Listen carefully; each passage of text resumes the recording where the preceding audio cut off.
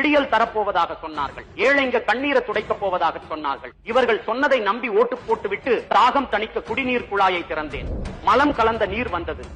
வேதனையில் சென்னைக்கு சென்று ஏதாவது ஒரு வேலை செய்து பிழைக்கலாம் என்று வந்தேன்.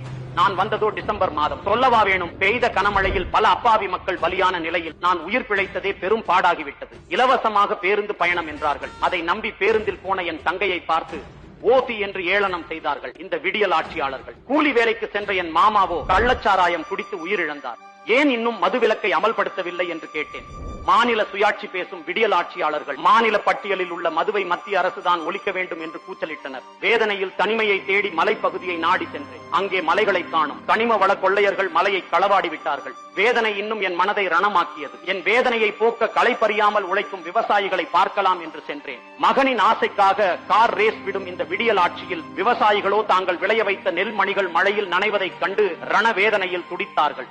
வேதனையின் உச்சத்திற்கு சென்ற நான் கடற்கரையில் காற்று வாங்கலாம் என்று சென்றேன். அங்கோ விமான சாகச நிகழ்ச்சி நடைபெற்றது. இந்த திராவிட மாடல் ஆட்சியாளர்கள் ஆடம்பரமாக வந்து நிகழ்ச்சியை கண்டுகளித்தார்கள். ஆனால் அப்பாவி மக்களோ அல்லோலப்பட்டு தங்கள் இன்னுயிரை பறிகொடுத்தார்கள். இதற்காகவா இந்த விடியல் ஆட்சிக்கு ஓட்டு போட்டேன். இனி ஒரு காலமும் இவர்களுக்கு இல்லை என் ஓட்டு.